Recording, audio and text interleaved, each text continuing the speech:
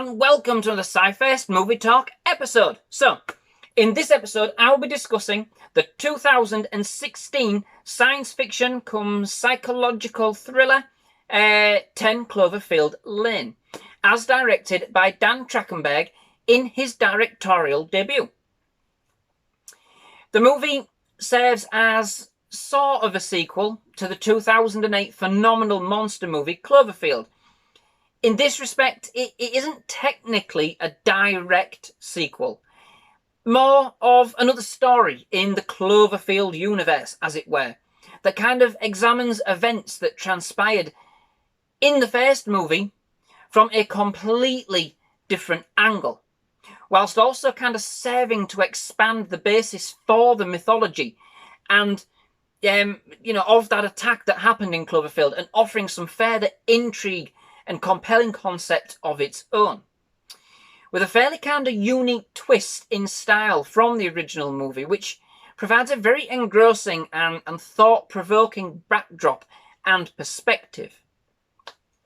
So, before I get further into it, I just wanted to issue a warning, as I did for the first film, that there may be spoilers in this discussion for this movie and perhaps others in the Cloverfield franchise. The first two, at least, like I said before, are the kinds of movie that are best appreciated the first time around, when you really do not know what's going on. So in that, I certainly don't mind if you switch off now. But, like I said, please do come back once you've watched the films. I'd absolutely love to know what you thought of them if they're not something that you've already seen. So please do let me know. Are you ready? So, this movie opts to offer us a very different experience to the original. This is not a found footage movie at all. It being shot in the third person and very much choosing to offer the Cloverfield events as more of a backdrop to the central story.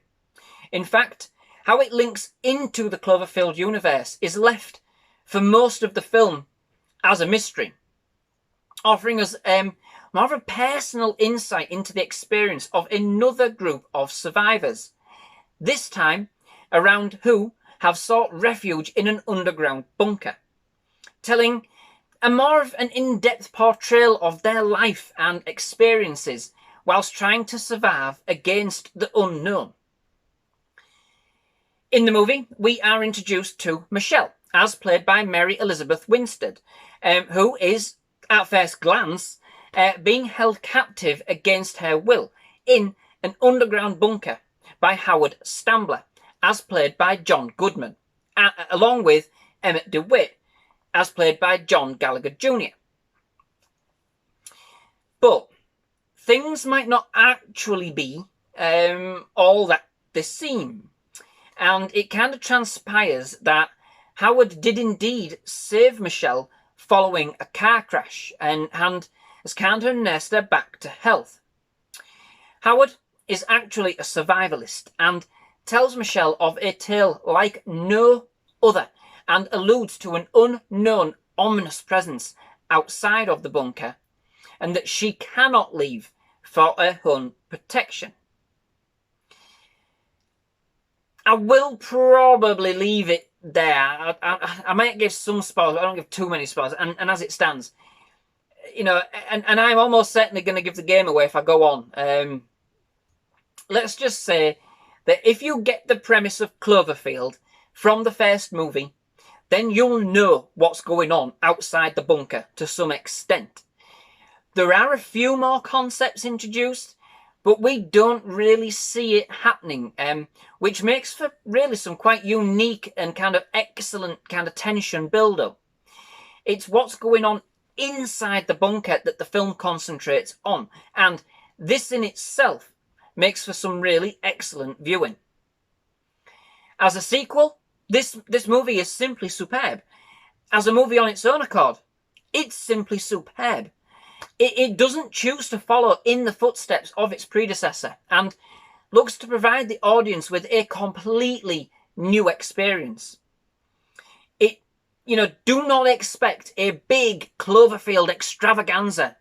Most of the film takes place underground amongst about 3 or 4 rooms, and with a cast of only 3. It was nothing like I was expecting it to be, or even, if I'm honest, the kind of sequel to Cloverfield I was hoping for. But I found it extremely thought-provoking, cleverly constructed, and entertaining nonetheless. Admittedly, choosing to have the Cloverfield events only as a backdrop was a strange move. And in this case, almost as a subplot, if you like. If you didn't know something was going on in the wider world, it may have made for just a very different style of movie. On the downside, because of this, it does often feel like the Cloverfield events were almost kind of tagged on to a separate story, which isn't actually far from the truth, as the Cloverfield elements were kind of indeed adapted to fit a story that was already being developed. And it does show in this film as a result. What the movie is a real character study, focusing on only the three main characters throughout, which really does give each the time to develop as the film progresses, and to really, really get you involved in their story. This time around, you really do feel for these characters, witnessing every move they make in a confined space, living each day in an endless cycle, living almost literally on top of each other. The film, in this respect, offers some very thought-provoking questions about the situation Michelle finds herself in. Can she trust her captor? Is she a prisoner? Is it indeed for her own good? Has there indeed been an attack? Is there something more sinister at play? And this is kind of played upon throughout the movie and surfaces a number of times, sometimes with catastrophic and graphic and disastrous consequences. All three characters are excellent, to be fair, which is particularly good considering that the linchpin of the film. In particular, though, really, John Goodman is absolutely fantastic, delivering what I thought was a very powerful performance. It was a real treat, absolutely, to see him in a very serious role. The relationship between his and Winstead's character is provocative, and the dynamics between all three characters is indeed very tense, with each kind of becoming very manipulative of the others in their own way. Winstead also delivers an exceptional performance, whose character is fantastic to kind of see develop on screen, becoming a very resourceful and determined protagonist throughout. Pacing-wise, the film can be a bit slow in places. Of course, the expectation is for lots of sci-fi action, special effects, etc. But this film has very little of each.